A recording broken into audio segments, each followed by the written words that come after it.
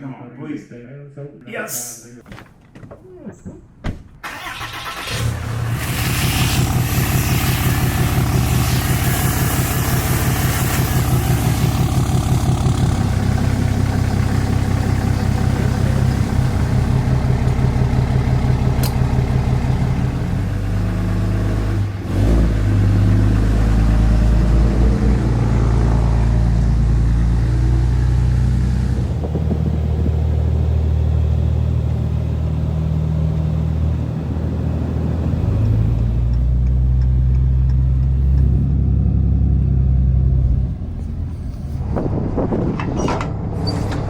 First time using this trailer for this.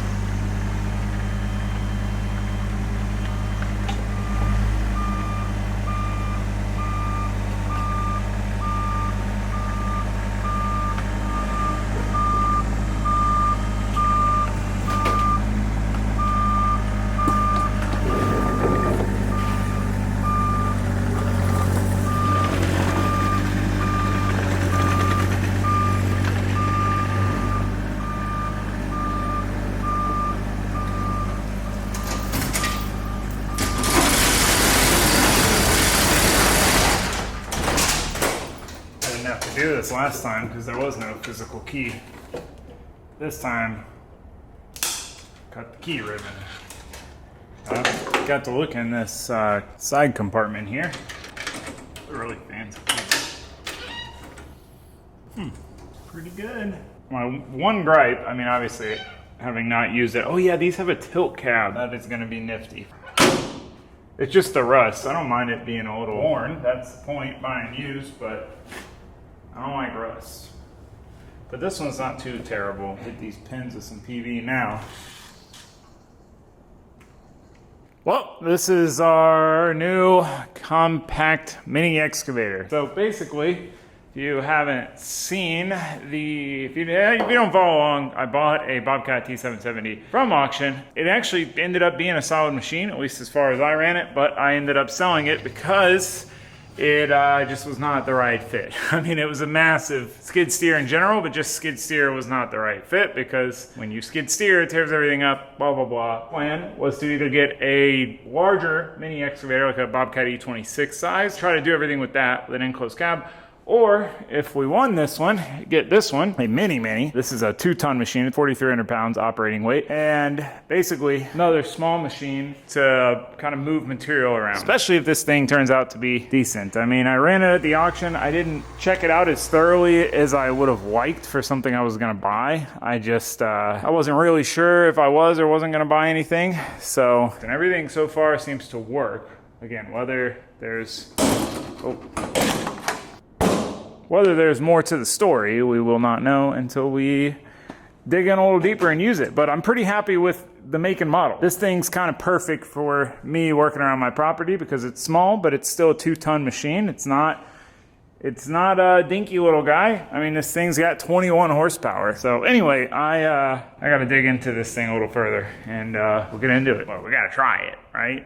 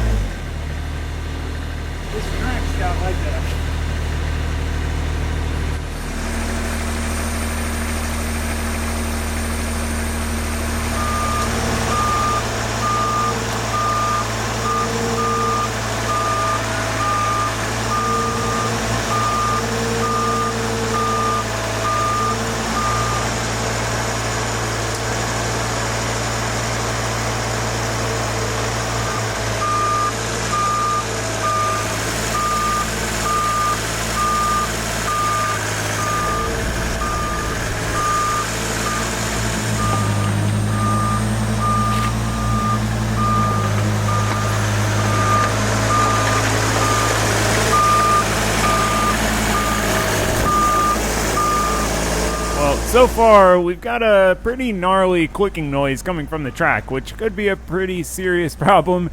We're definitely going to need to address it and try to troubleshoot it and determine what it is and how costly it's going to be, but had to clean up my mess first.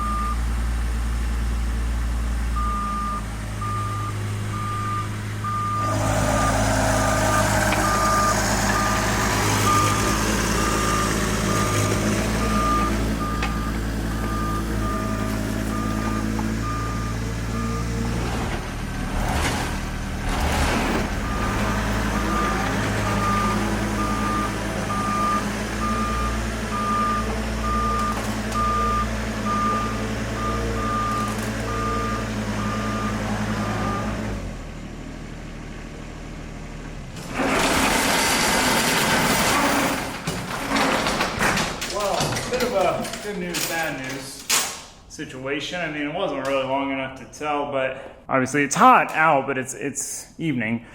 Temps were all good. Stayed right at 180, which I would imagine is operating temp.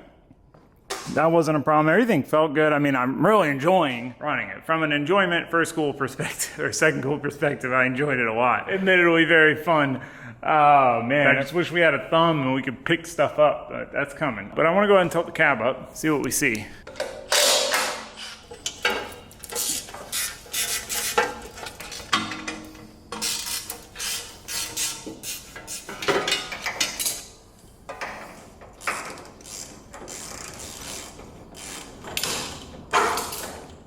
I think now, let me see this else. Oh yeah.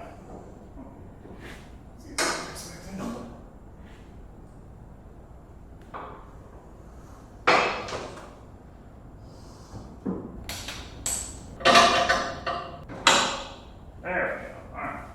Well, that definitely makes things a little more accessible. Not all of these have a tilting cab. I'm gonna take this panel off too. Might as well just take it all off. See how open we can get this thing. Some more 16s. I gotta say, as far as the serviceability department is concerned, pretty solid. I do wish these had captive washers, but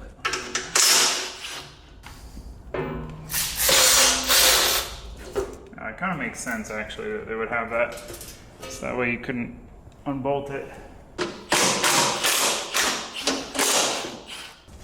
Oh, it swings. That's neat. This thing really strips down to nothing, huh? I gotta say, this thing has an immense amount of access. I mean, shoot, you can really get to a lot of stuff. You obviously have your access to your standard maintenance stuff back here. That's pretty good. And then over here is the hydraulic tank. Definitely need to do a full maintenance on this thing. Preventative maintenance, oil change, fuel filter, hydraulic filter, maybe even replace the hydraulic fluid, drive motor, oil. Yeah, so pretty stoked on how much access this has. We do have a clicking from this track. And I noticed it when I picked this thing up from the auction.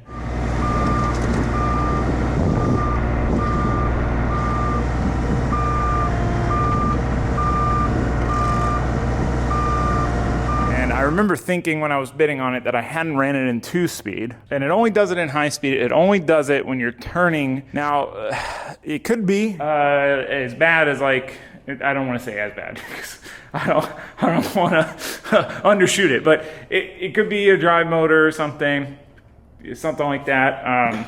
But I did notice that this track is about as loose as I think it should be, and this track's a good bit tighter. And a tight track will definitely do that because it causes more load. So I'd like to get it up and try to drop some tension on this track and then see how that does first. We won't really know until we dig in a little further. We need to pull some tension off that track and then run it again. But first things first, and then I'll give you guys a tour of this thing. I had to dive straight in. So let's tidy this stuff up and then drop it down, try that, and then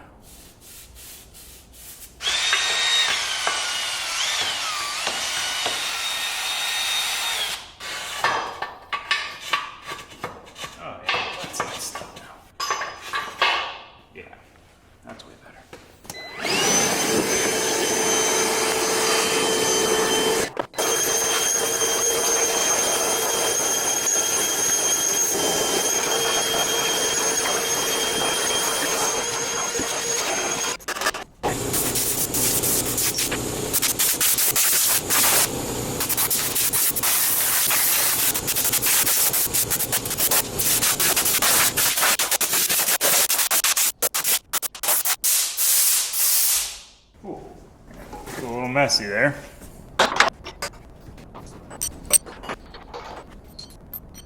One thing that is really nice when it comes to working on equipment when being used to working on cars is that equipment is designed to be serviced and worked on. So, I mean, taking this thing apart, flipping the cab up, absolute piece of cake, 5 minutes, maybe. Imagine if you could do that with a car. So we need to get this thing up in the air so that we can remove the tension on this track and see if it fixes it. I think that's a little optimistic, but you know, you never know. Sometimes it is the simple things.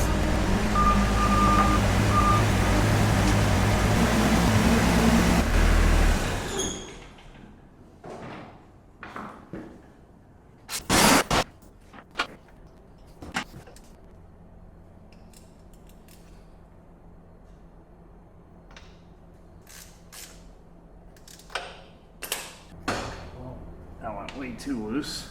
So we gotta grease it back up a little bit. Well, I went ahead and greased the entire machine for here because we have all this side-to-side slop and then all this slop. Yeah, it's something we need to address. But yeah, loosen the track a little bit. One of the big things I need to do to this that it didn't come with is a hydraulic thumb. Now, it would just go in here and then a pin to replace this, boom, here, and then no big deal. But I've been having a really hard time finding one because of how high this is. I need to look a little further into cat kit and see if what they have is direct fit. What I see a lot of kits do is a weld down here for the pivot point for the actual thumb to ground. And it looks like maybe something was welded here. I don't know. They did something here with some grinding. So I could do that and basically just either get a ram that goes up to there or weld a ram arm on somewhere down here, and then boom, thumb. I could make my own with just a hydraulic ram. Pins would be about the only thing that I need to figure out too.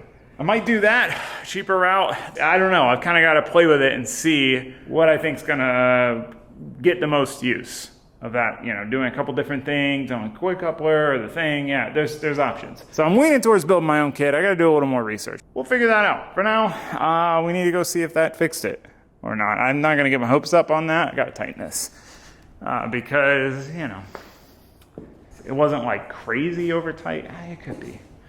We shall see. I want to give this thing a cleanup, but I want to go play with it some more now that it's daylight. I do need to try to find this dang beeper. I need to do that. Let me try to do that. Once I get that sorted, then we will go play with it some more. Again, just not having a thumb is just, it's killing us. Jibber jabber. Back to work. Oh, I probably need to get fuel for it too. What's the fuel?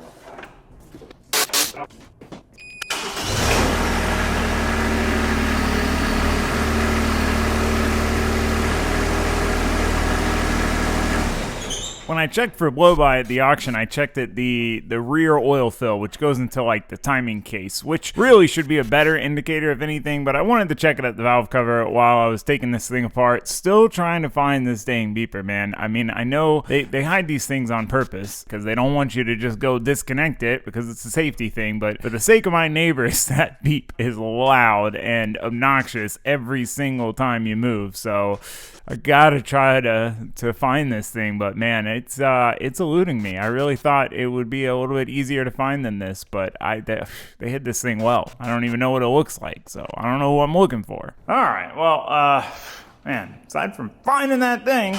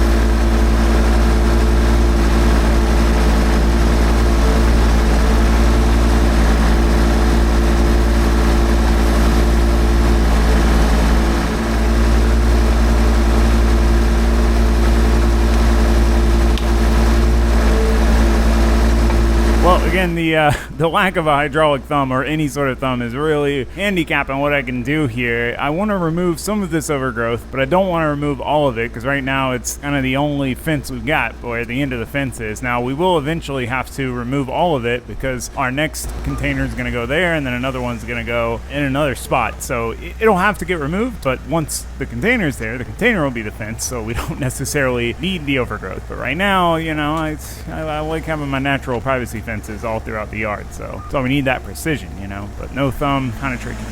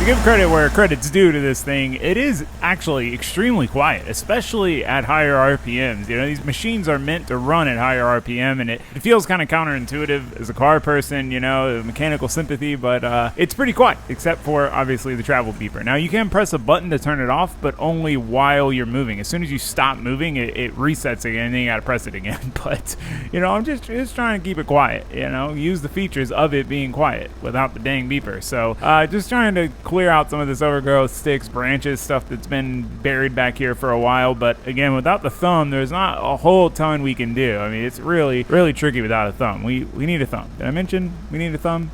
I might have. I don't know. Can't remember. Well, I mean, running at that speed that whole time, 180 is what the engine runs at, and 117 when we got that coming.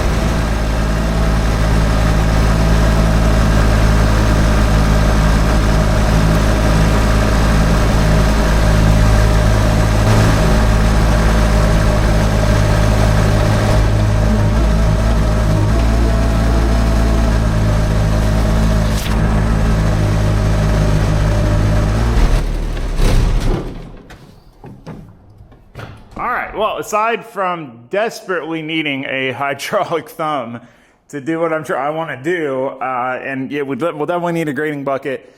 I'm really, this thing is pretty much perfect for the type of stuff I want to do, which is good because things don't always work out on paper. Anyway, I said I'd give you guys a rundown on the machine.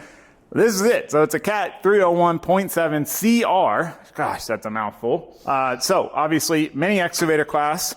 This particular machine is right around 4,000 pounds. Operating weight though, that's with an occupant. And that's one of the big things between these and the China ones. Pictures at face value, they look pretty similar. But I'm here to tell you they are not even close to the same thing. And I'm not saying that the China ones aren't worthwhile. That's not what I'm saying. I'm just saying it's totally different, you know, like they're not even on the same category. Some time ago when I started this journey, I would have told you I'd much rather have a new China machine than someone's used 2,000 hour beat up name brand machine. But after looking at them a lot and comparing the differences, that has flipped around entirely. And it's because I am of the opinion, I don't like buying stuff that's kind of throwaway. If you have a major failure, you throw it away. Or a couple failures, you throw it away. You know, it's just not worth fixing. I like buying stuff that can last and will last. So I don't end up with a bunch of junk. You know, I'd rather have one nice thing that I've got to keep fixing than just keep buying a new crappy one and throwing it away. But the differences are astonishing. I mean, you look at like the undercarriage here. You know, this is mostly 1/4 inch to 1/2 inch thick plate. This whole bracket assembly here. The little China machines, it's like less than 1/8 inch thick plate most of the way around. These sprockets, this is our drive motor. Like this is the end of the drive motor. And it extends, you know, back to here. And the sprocket goes over top of it. Whereas the China ones, you have the drive motor like comes all the way out to here, fully exposed, right, to damage.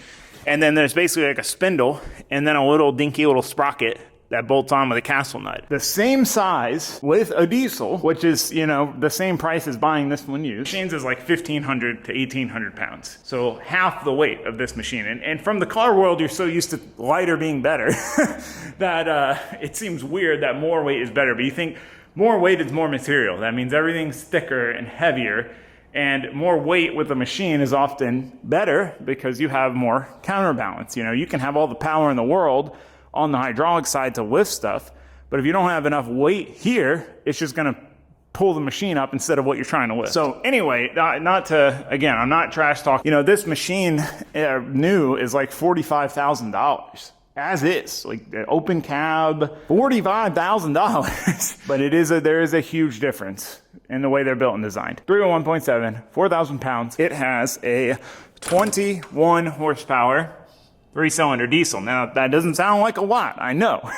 By contrast, the Bobcat E26s I was looking at, Bobcat E35, John Deere 35, GEP, all those, they're all generally 24 to 25 horsepower machines. Now, I think there's some emissions reason for that, like it has to be under 25 to not have stuff, I don't know. But point is, this machine's half the weight of a 35G or E35, and with almost the same horsepower. It's a little hot rod, you know? It's got a really powerful engine for its size class. It's got the expanding tracks, which I could take or leave that. I don't think that's something that I couldn't live without at all. But it's nice if you have a small machine to have that option because, you know, you suck those in and you can fit through some really tight stuff. This machine in particular has some really neat features that a lot of other excavators do not have. Your standard excavator controls, this is bucket curl, and then this is the whole arm up or down, and then this is the stick up or down basically, and then the machine rotation, left, right. And then this is the swing boom, this little toggle here. And then if we get a thumb, it will go on this toggle here. So this is up, down on the blade. If you push it all the way down like that, it goes into float mode. So it basically lets the blade's weight sit on the ground. This thing has no suspension. It's solid. So if you go over a little pebble, it's gonna lift the blade. So if you have that float, the blade kind of just stays the same amount of ground pressure. This is your left track, this is your right track, and then obviously both forward, both back, slip slide, like a zero-turn mower, you get it. But what's neat is they have a stick steer mode. So you press this button, that's all faded, and it goes into stick steer mode, and you can set it up one of two ways. You can either have it where you can still kind of use the excavator functions or not. When you put it in stick steer mode, it becomes like a skid steer. This is your travel, forward, back, left, right. And then this still does the same functions. And then this toggle rotates the cab like you would normally do left and right here. But you can put it in another mode called blade mode. This is your drive, like a skid steer. This is your blade, up and down. So if you were grading, you could literally operate it like a skid steer and steer with your left hand and fine tune the blade up and down with your right. That's a really neat feature. I kind of forgot that this one had that until closing in on bidding time. Yeah, so that's pretty much the gist. This is how you do your expanding tracks. You push this button, and while you're holding that, you use the blade deal here to bring the tracks in or out. So anyway, I think that's pretty much the gist of it. I want to add some lights up here because it has the plugs for them, and we have the button for the boom light here. There's also a plug back here. I believe we could install a work light back here even as well. And if someone knows where the dang beeper is on this thing, please, please let me know, because I'm going nuts trying to find this thing. Let's go to the store, get some gear oil, and see what comes out of this thing. I mean, if a bunch of metal comes out, we know, you know. If it's really low, then maybe. I don't know, we'll see. Let's find out. Well, you got to be careful with the internet sometimes because it lied to me on what fluid this thing takes for the final drives. I got to the store and realized I should double check because I got gear oil. I just didn't have the 8090 GL5 that it recommended. And yeah, that was wrong. It's different. Now I'm finding that it's 50 weight, but I haven't really been able to confirm. It's harder to find the answer than you would think. You'd think it'd be so easy to find these fluid specs, but there's a lot of conflicting information out there. So I decided to go ahead and flip this thing around because we keep having to pick it up with itself to mess with the track stuff, and I still want to see what's going on inside these final drives, and it's easier to do it this way because at least the exhaust points out the door instead of into the shop, you know. Logic. That always looks so cool up in the air like this. I'm gonna go ahead and put a little tension in the tracks real quick while I'm here.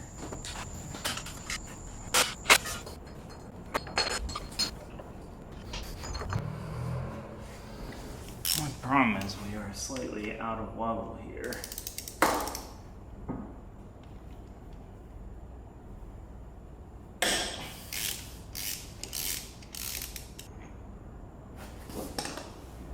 It's pretty foamy. I really just need to drain them. See how much fluid comes out and what the fluid itself looks like. This other one's pretty watered out. I don't really want to take it out till I have a spare.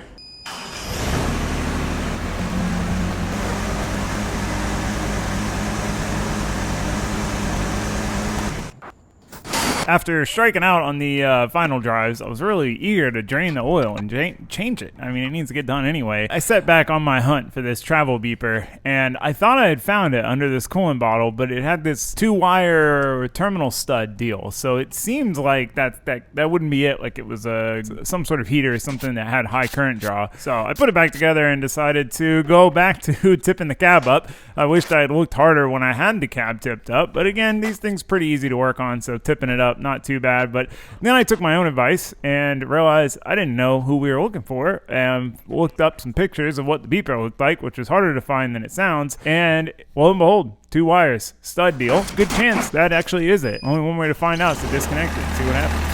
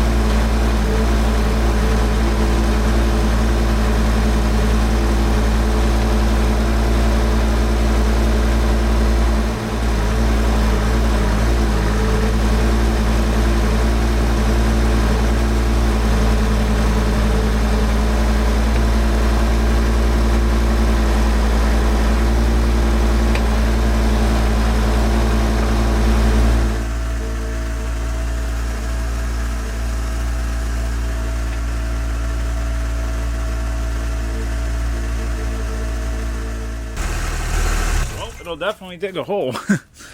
I had to do it. I had to dig a hole. I have no need for a hole at this very moment, but without the thumb, pretty quick too. So I gotta fill this all back in. This is what our soil is. That's why it's so hard to drive anything around here on the grass, because our soil's so soft. This doesn't do as bad as the Bobcat did though, as far as tearing stuff up. But yeah, that's it in micro mode. There's our hole. So I gotta pick this piece up by hand. We could push that back in with the blade, but I don't want to have to go over here and do a bunch of turning around.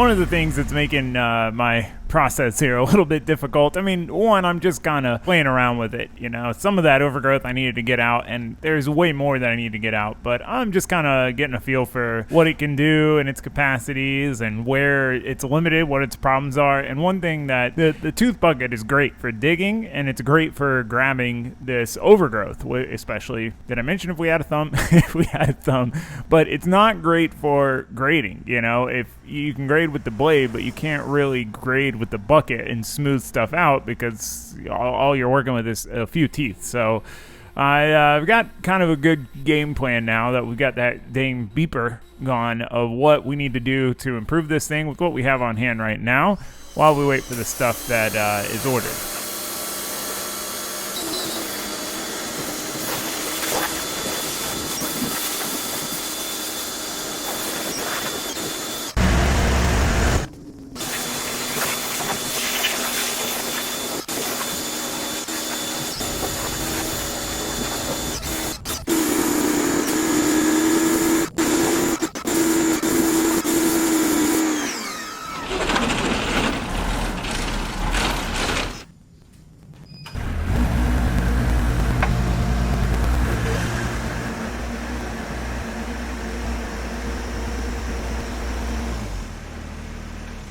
I'm still debating between making a thumb setup myself or just taking the easy way out, buying a bolt-on kit or buying a weld-on kit. There's a lot of options. And I've also got to decide what I want to do bucket-wise. There's several things there. And, you know, just buying the machine, I don't want to go hog wild just yet with the attachments. So I thought we might as well use what we have available. We got the tools, the capabilities, the features to make some stuff that I think will make our usability of this a little bit better. So I designed up a couple pieces that should hopefully help fix the kind of main issues that we need to deal with on this thing. My first round of hole washers did not go to plan, so I had to do that one again.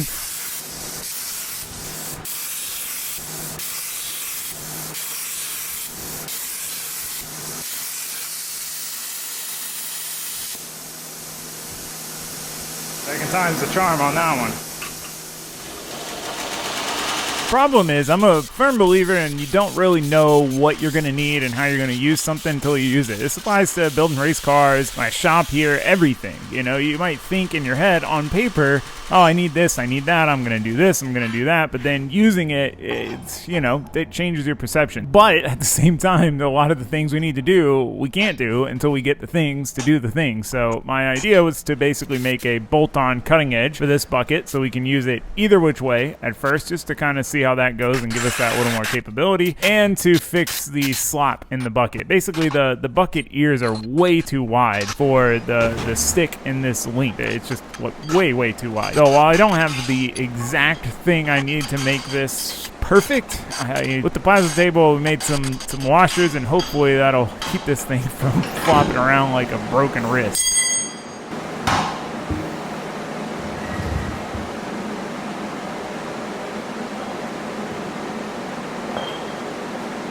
Now, if I have my CNC lathe up and running, my mini lathe, this would be a much easier process because we could make these the exact size we needed and thickness. Whereas we have 1/4 inch plate to work with, and we need like 7/8 of an inch at the stick and a little less than 3/4 at the link. So we're dealing with 1/4 inch plate. It's either going to be too much or too little. We're going to just have to stack them. It's not going to be the most beautiful thing, but this is really more of a proof of concept to see if it helps solve this issue and see what we want to do in the future. I mean, we could cut these ears off and re-weld them. That'd probably be the best way to do this, but obviously that's a whole job in and of itself, and I just kind of want to see how it does with those, so then we know what other parts may need to be replaced. Now, these pins probably need to be replaced because the grease fittings aren't working, so I had to pre-grease them, which isn't ideal for when you're going to weld these, tack these, but I wanted to weld everything in place, because if we welded them and they shifted and then we couldn't get the pins in, then it would be a whole lot less fun. than it already is. Now, my whole bolt-on cutting edge idea kind of fell apart because, man, these hardened teeth, what do you know? They're hardened and not easy to drill through. I tried. I gave it the old college try. It wasn't happening. Well, these dang hardened teeth were not having it with drilling. Just zapped it in, not much, so that way I can easily come back and grind the teeth back down to shape, because we'll be converting this bucket back to a tooth bucket, so we have both. I also put a edge in it, cutting edge. So yeah, these seem to work out. It's a lot less play now.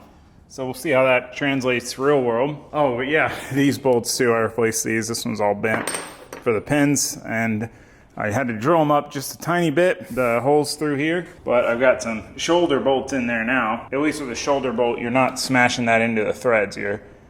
That's what shoulder bolts are for. So I just want to see how it works. I don't want to ruin this bucket, trying to modify it. So let's see how it goes. Custom.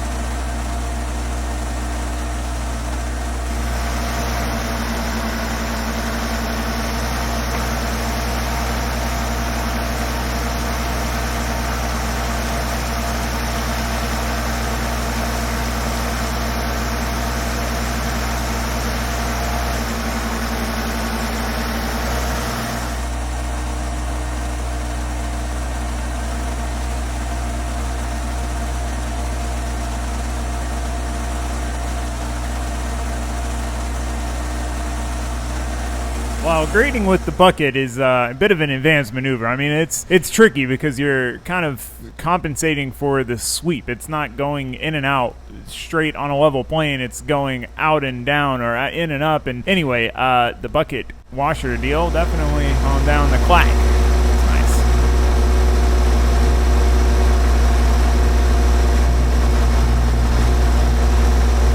I also had to re-dig my test hole. I was kind of curious to see how it would dig with this cutting edge instead of the teeth. You know, here our soil is pretty soft, so we don't really need that extra breaking out the ground force of the teeth, but it is nice to have the teeth for roots and things like that. And again, digging stuff out, being able to grab stuff with or without a thumb. So we'll be converting this bucket back, and I think when I do that, I'll probably go ahead and re-weld those ears a little bit closer where they should be. It's just the wrong spacing for this excavator, basically. But you know, just had to play with it some.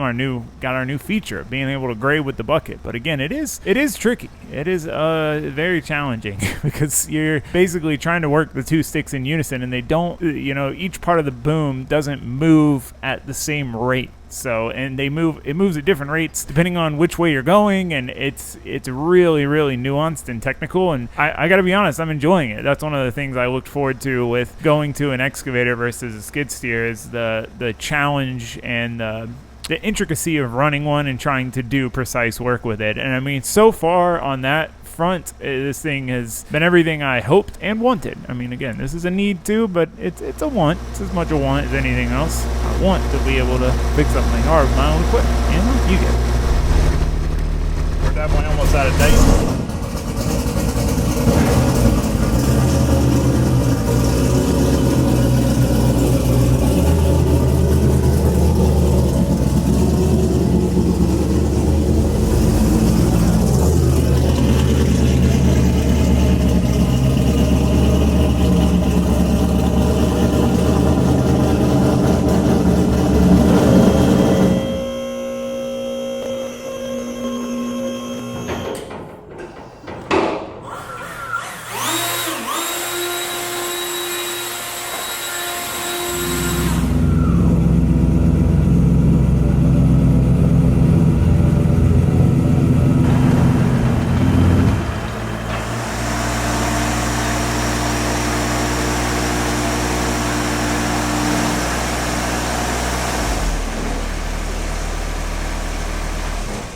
Great spot for it. All right, well, that's pretty much our more parts. I've got an email out to Cat for all the fluids, filters, all that jazz, oil for the drive motors, and the hydraulic thumb. It looks like retails like $2,000. I'm hoping maybe there's like a, that's like the what price, and then maybe I can get it a little less. I don't know. But I want to get all that stuff and spruce this thing up some. I'd like to at least, grind all the scale off the blade, paint it, switch this bucket back once we have a thumb, because the thumb will perfectly go kind of between those teeth, be a grabber. Ideally get another bucket, a 36 bucket for doing this grading stuff. I need to decide about getting some sort of quick coupler. Again, it all kind of depends on what route we go with this setup. So I've still got to decide on some of that, and we'll see kind of what happens with the drive motor when we change the oil. We'll see what oil comes out. It's that one. But what the oil looks like, it is strange that it only does it in high-speed mode. And once you get going, it doesn't do it. It's only kind of just that initial when you're trying to turn. I don't know. I mean, I don't want to get my hopes up that it's not a bad drive motor, but it is an odd situation where it does it. So anyway, that's that. It's a piece of equipment, but it'd be nice for it to be a little snazzier. Replace the pins and bushings, a lot of them. These seem okay, but like this one, I think this one's definitely loose. It is a lot better now with those shims for the bucket, man, I'll tell you that much. Huge difference from the bucket just flailing around. So yeah, anyway, pretty happy with this thing so far. So far, I'm very pleased. I'm enjoying running it. It's, I think it's the perfect size and shape and fit for what I need to do. So from here, it's just a matter of, mild to wild. How crazy do we want to go with the attachments? I feel like I got to at least get one road. We'll see. I'm not going to get ahead of myself, one thing at a time. I'm going to have to mow again probably before I get it, but I'm excited about that next piece. I think between the two, man, I think it's going to be awesome. So it's cool, man. I'm enjoying it. I need to get some diesel for it, put some diesel in it. No more beeper. That's nice. Anyway, I could jibber jabber on and on, but let me know what you guys think of this thing. Any input, questions, comments, concerns, suggestions that you have on stuff to get. And yeah, I guess I'll see you for the next one. We gotta get back to work on this thing. That's what I'm gonna start working on right now. I'm gonna take a little golf cart cruise and then get back to work on the old NASCAR swap Miata, because our subframe should be here in a day or two. Maybe tomorrow. Today? No. Yeah, maybe tomorrow, actually. So that'd be great. So anyway, we got plenty of work to do on that. We still gotta put make new frame rails and floors. So yeah, lots to do. Always busy. I'll see you guys for the next one. Yeah. Thanks for hanging out with me. Thanks for indulging my side quest. I'm excited about this. There's so much stuff to do, and oh man, it's gonna be great, especially with the other one. But thank you guys for watching. Thanks for subscribing. I will see you next time. Goodbye.